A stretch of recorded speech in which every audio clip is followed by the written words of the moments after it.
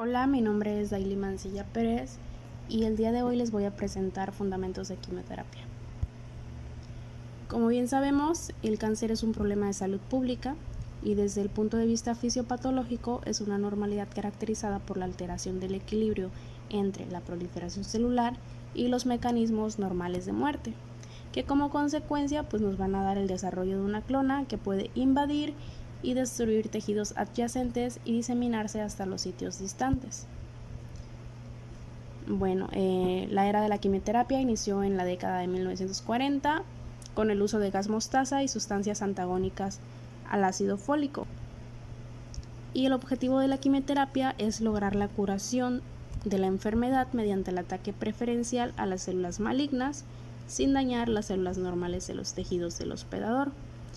Y su acción por lo general está dirigida a contra sitios esenciales de la replicación celular.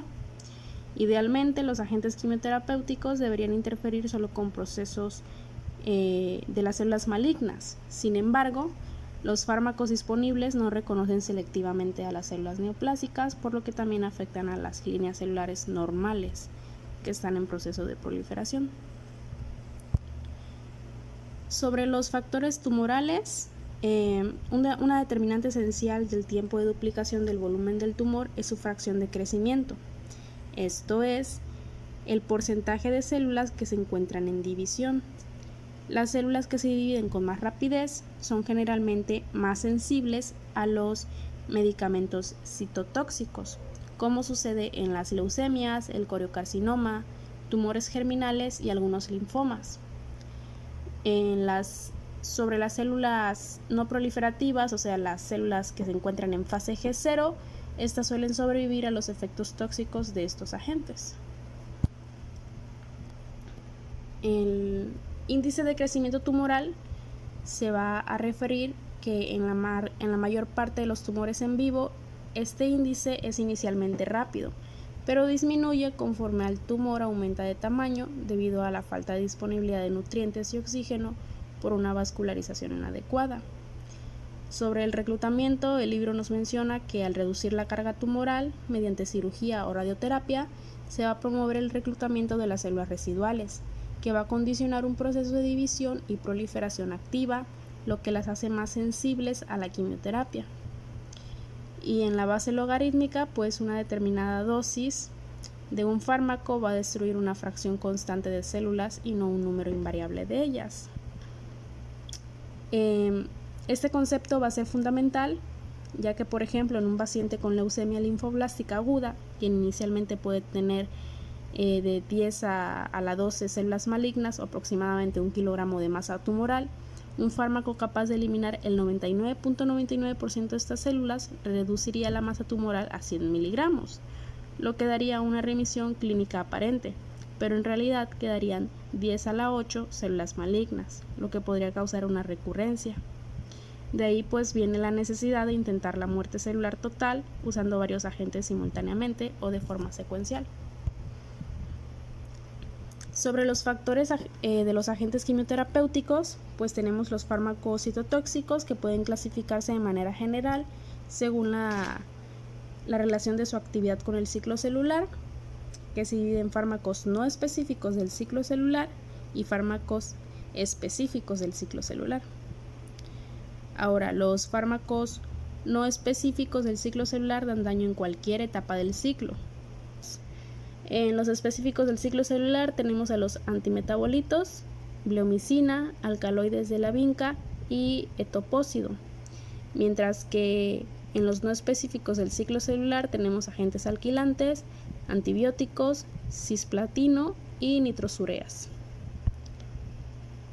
Sobre la clasificación por su mecanismo de acción, tenemos a los antimetabolitos que tienen como acción la inhibición de enzimas, y ahí tenemos algunos ejemplos como la citarabina. En los antibióticos que dan daño al DNA por la formación de complejos al intercalarse, tenemos a la bleomicina como ejemplo. En los agentes alquilantes que dan daño a la plantilla por alquilación, tenemos a la carmustina y lomustina. En los inhibidores de microtúbulos tenemos que ellos dan daño al uso mitótico por afección de microtúbulos, y como ejemplo tenemos a la vinorelbina.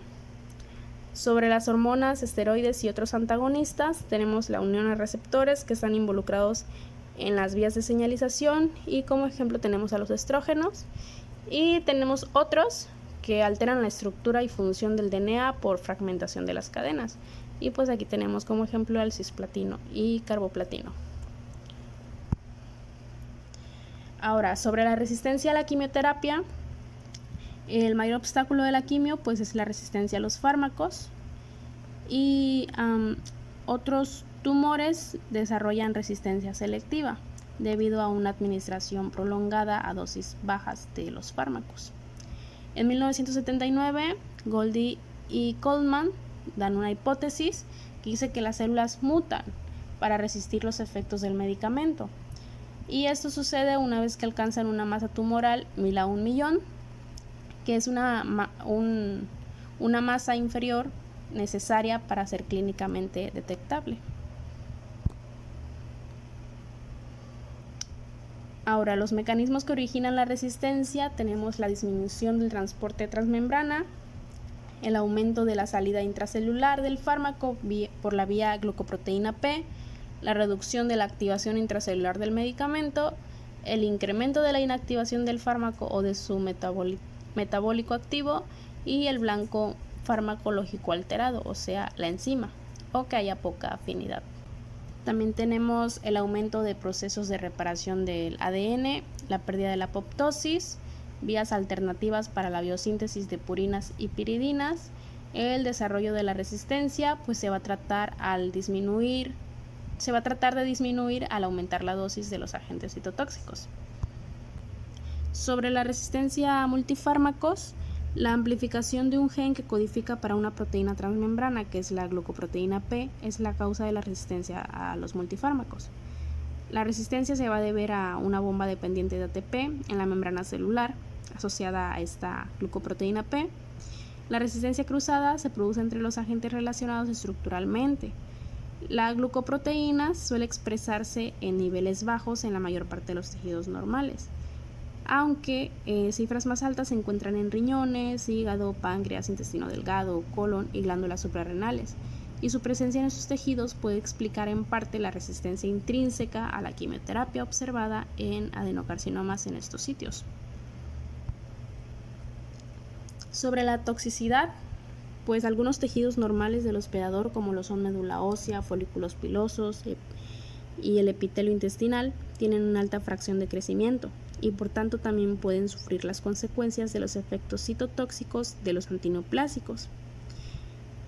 Sobre los efectos adversos comunes, muchos de los agentes quimioterapéuticos tienen un estrecho índice terapéutico. El vómito, estomatitis y alopecia ocurren en un grado mayor o menor durante el tratamiento con casi todos los agentes quimioterapéuticos. Otros efectos adversos se asocian a agentes específicos como cardiotoxicidad con doxorubicina y fibrosis pulmonar con blomicina. La duración de los efectos pues varía ampliamente, y algunas reacciones tóxicas pueden minimizarse por medio de intervenciones, quitando una porción de la médula ósea antes del tratamiento intensivo y posteriormente reinfundirla o promoviendo la diuresis intensiva.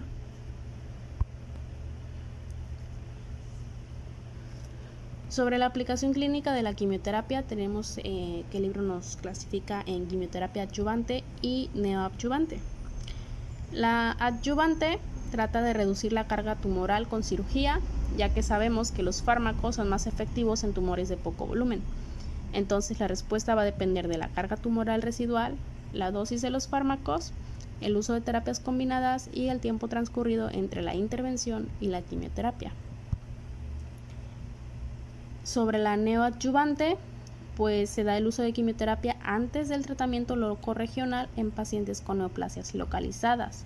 El objetivo es disminuir el tamaño del tumor primario para dar una resección completa. Y esto se da pues en cáncer de mama, de vejiga, gastroesofágico, de cabeza y cuello y rectal. La evaluación de la respuesta pues se conoce como remisión completa a la ausencia de la enfermedad detectable, remisión parcial a la disminución del 30% y progresión al incremento del 20% o que haya nuevas lesiones. Existen varios factores del hospedador para la selección de un esquema de quimioterapia en un paciente particular. Pues depende mucho de la edad, el sexo, las condiciones mórbidas, el estado funcional y pues se sabe que los pacientes sin síntomas van a responder mejor.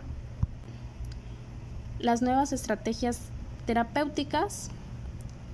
Actualmente los avances en investigaciones moleculares y genéticas para entender la biología celular han permitido conocer nuevas redes de señalización, las cuales van a regular la actividad celular, la proliferación y la supervivencia. Los nuevos conocimientos sobre la biología molecular del cáncer y las recientes herramientas para identificar específicamente proteínas aberrantes han creado novedosas posibilidades de estrategias terapéuticas basadas en anticuerpos monoclonales y en pequeñas moléculas dirigidas hacia un blanco específico. Sobre la intensidad de la dosis, tenemos que en términos generales el factor más importante para el éxito de un esquema de quimioterapia pues es la dosificación adecuada. Ahora, la intensidad de la dosis se define como la cantidad de fármaco administrado por unidad de tiempo y se expresa como miligramos por metro cuadrado por semana, independientemente de la manera o vía de administración.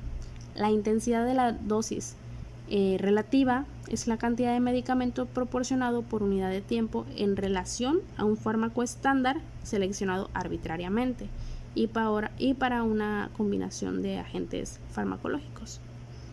La intensidad de la dosis se determina con base en el periodo durante el cual el esquema se administra y pues una intensidad de dosis recibida tiene mayor importancia clínica. Un retraso en la administración de dosis va a tener el mismo peso que una reducción de la dosis. La intensidad de la dosis es importante en la quimioterapia adyuvante. Las dosis densas es incrementar la dosis de citotóxicos por unidad de tiempo que se logra al acortar en el intervalo de ciclos. Esto va a disminuir la carga tumoral residual al minimizar el recrecimiento de células tumorales entre ciclos de tratamiento.